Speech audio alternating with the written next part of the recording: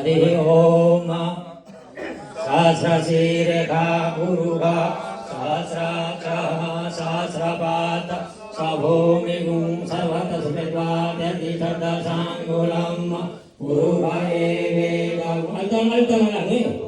अल्तन उदामितशेषानो जदन्नेनातिरोहति एतावानिश महिमातो जायां सपूरुकः पादोश विश्वाभूतानि त्रिपादश मृदन्दिरे त्रिपादो धौरेर्पुरुषः पादोषे भवद्गुणः ततो विभङ्गक्रामशासनानशने अभि ततो विराजजायत विराजो अधिपूरुषः सजातो अत्यधिक तपस्सात् भूमिमतो पुरा तस्माज्जन्यात् सर्वभूतः संवृतं बृहदाजाम् पशुस्तां चक्रे वायव्य नारण्याग्राम्या सजे तस्मात् सर्वभूतरिचः छन्दागुषिजनिरे तस्माद्यजुस्तस्माद्धजायत तस्मादस्वा अजायन्त जे केचोभयादतः गावो हजनिरे तस्मादस्माज्जाता वयः तञ्जन्यं परेति प्रोक्षन् पुरुषं धातमग्रतः तेन देवा अयजन्त साध्यारिकयश्च जत्पुरुषं व्यदधोपतिदाव्यकल्पयन् मुखं किमशासि किं बाहु किमुरूपादा उच्यते ब्राह्मणोऽस्य मुखमसीद्बाहुराजन्यः कृतः ऊरो तदस्य जतवैश्यः पर्यागुशूद्रो अजायत चन्द्रमा मनसो जातसख्योः सूर्यो अजायत श्रोत्राद्वायुः प्राणश्च मुखमग्निरजायत नाभ्या आसीदन्तरिक्षगुं श्रीशोर्ध्योः समवर्तत पद्भ्यां भूमिर्दिशः श्रोत्रा तथा लोकान् अकल्पयन् जत्पुरुषेण हविषा मदन्वदपसन्तोषासीदाज गृहीत्वा इदमासरद्धविः सप्ताशासन् परिदयश्रीः सप्तसमिदः कृताः देवा जजनन्तन्वान अवदनां पुरुषं पशुं जनेन जन्यमयजन्तते वास्तानि धर्माणि प्रथमान्य सन्नाते अनाकं महिमाना सचन्त चत्र पूर्वे साध्याः सन्ति देवाः अद्भ्यः संवृतः पृथिवीरसा स विश्वकर्मणा समवर्तताग्रे तस्य दृष्ट्वा विदधद्रूपमे तितन्मर्त्यस्य देवत्वमाजानमग्रे वेदाहमेतं पुरुषं महान्तमादित्यवर्णं तमसः परस्तात् त्वमेव विदित्वाति मृत्युमे तीनान्यः पन्था विद्यते अनाय प्रजापतिश्चरति गर्भे अन्तरज यमानो बहुधा विजायते तस्य योनिं परिपश्यन्ति धीरा तस्मिन् हतस्तुर्भुवनानि विश्वा यो देवेभ्य आतपति यो देवानां पुरोहितः पूर्वो यो देवेभ्यो जातो नमो रुचाय ब्राह्मणे रुचां ब्राह्मं जनयन्तो देवा अग्रे दधद्भुवन् जसेवं ब्राह्मणो विद्यार्षदेव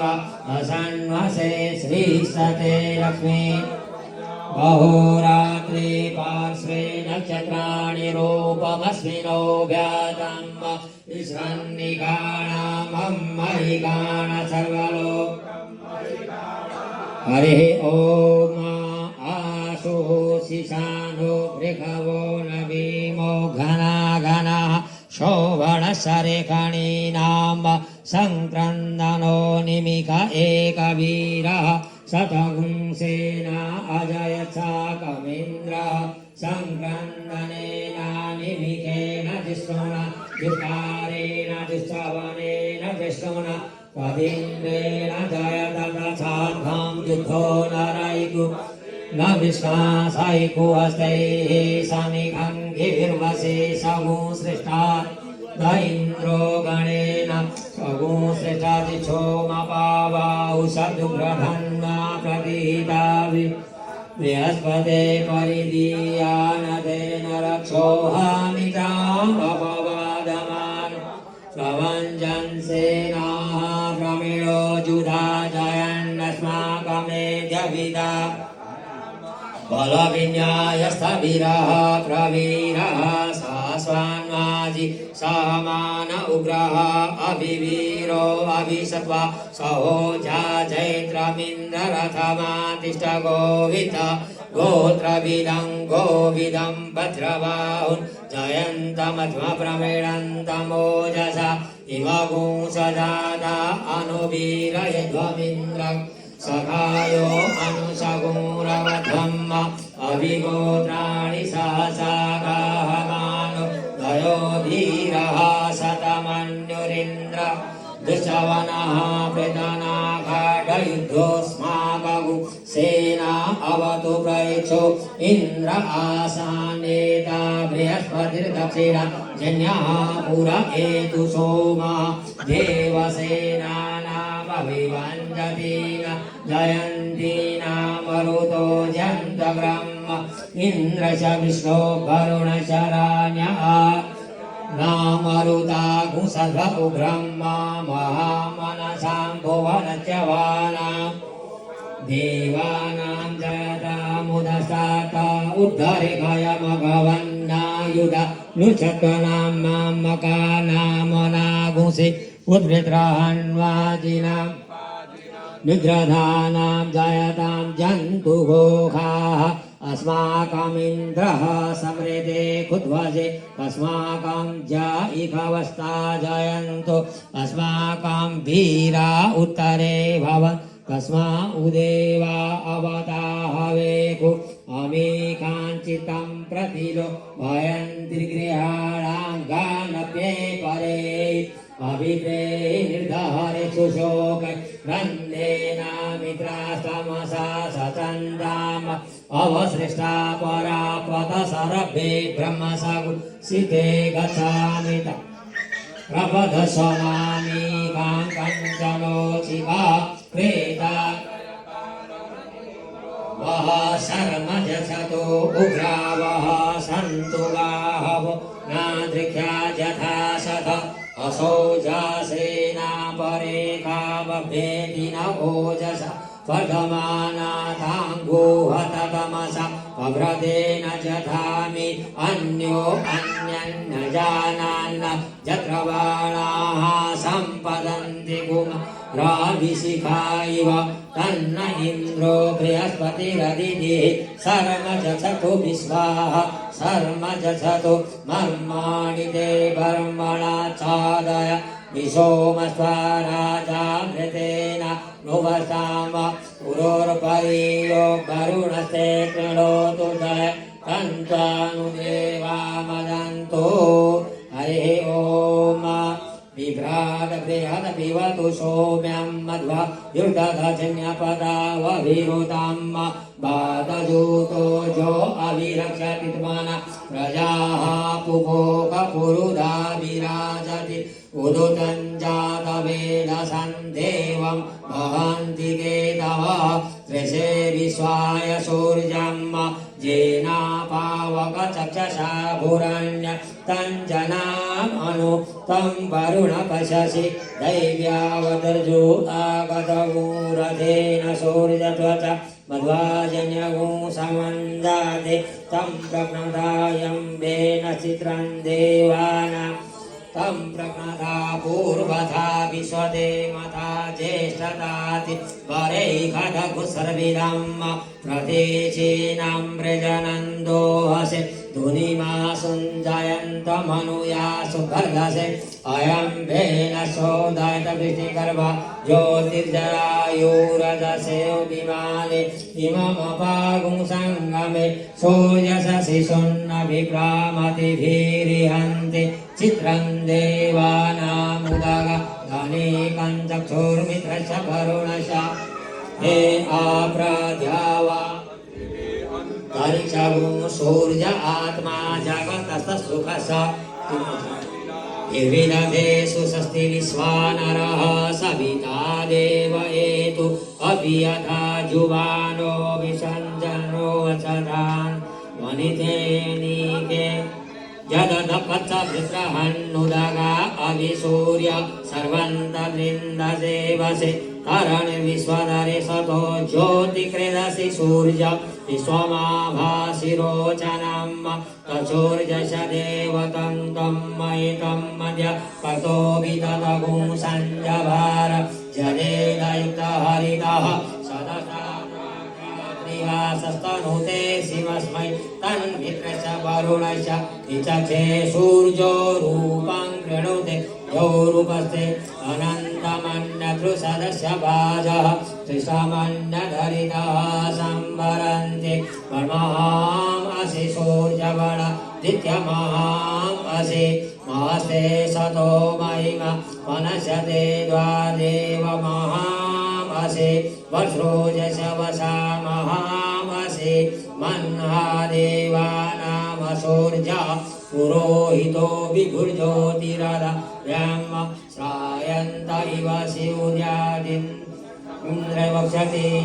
यो विजाते जनमान ओजस प्रतिभागन्नदेधिमा अद्या देवा उदिता सूर्यश निरहुंहसा पितृदा नरवद्यात तन्मित्रोत्रो वरुणो मामहन्ता सिन्धु पृथिवी उतजो आकृषेण रजसा वर्तमानो निवेशयन्नमृतम् येन सविता रथेन देवो जति भुवनानि पश्यन्न हरिः ॐ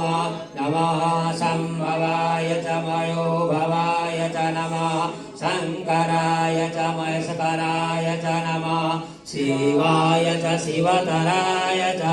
हरिः ॐ नमस्ते रुद्रम जवहुतोदयिकवे नमः बाहुभ्यामुदते नमः ध्याते रुद्रशिवा तनूरघोर पापकाशिनी कया न सन्वासन्तमया गिरिसन्त विजाकसे ध्यामि गिरिसन्त हस्ते विवर्गस्तवे शिवाङ्गिरित्रतां कुरु मायिगुं श्रीगुरुखं जगत शिवेन वचसा त्वा गिरिसाक्षा वदामसि यथा नः सर्वमि जगदयत्मगु सुमना असत अद्यवोचदधिवक्ता प्रथमो दैव्यो विभग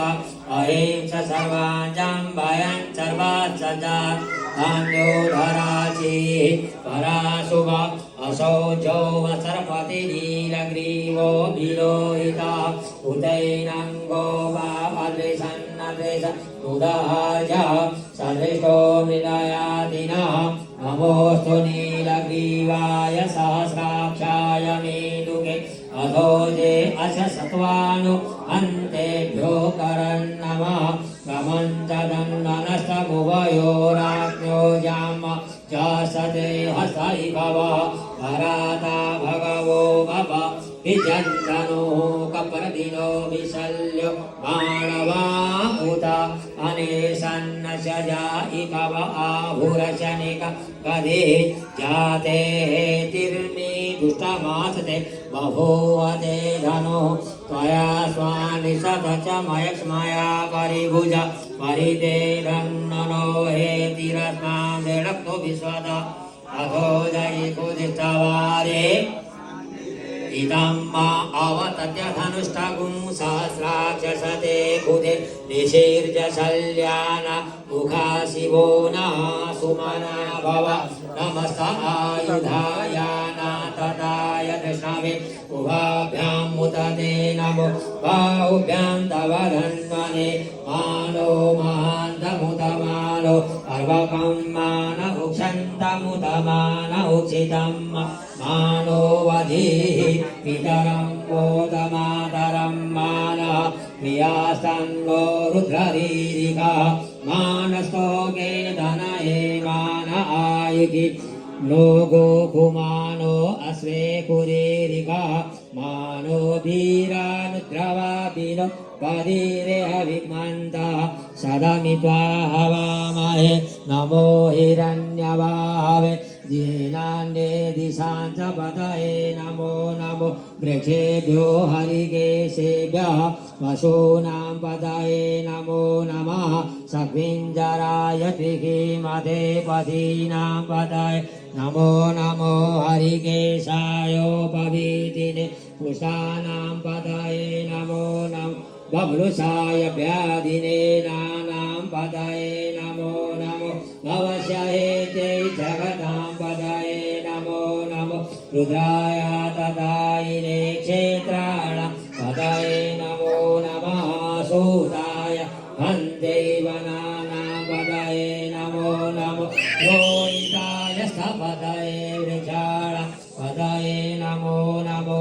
भुवन्ताय वारिवस्कृताय खदीनां पतये नमो नमो मन्त्रिणे गाढिजाय कक्षाणां पतये नमो नमः कृष्णाय दया सत्त्वानां पतये नमो नमः सामान यनिव्याधिन आव्याधिनीन पतये नमो नमो निखङ्गिरे ककुभाय सेनानां पतये नमो नमो निचेरवे परिचर यारण्यानां पतये नमो नमो वञ्चते परिवञ्चते स्थायूनां पतये नमो नमो निखङ्गिरे ककुभाय सेनानां पतये नमो नमः श्रीकायिभ्यो जिघ्राभ्यो मुष्टानां पतये नमो नमो सिंहभ्यो नक्तञ्चरद्भ्यो विकृतानां पतये नमः नमः उष्णीगिरे गिरिचराय कुलुचानां पतये नमो नमो इगुमभ्यो धन्वायि गच्छवो नमो नमः आतन्वा नेभ्यः प्रतिदलानि गच्छवो नमो नमः आयच्छद्भो सद्गच्छवो नमो नमो विसृजद्भ्यो विगच्छवो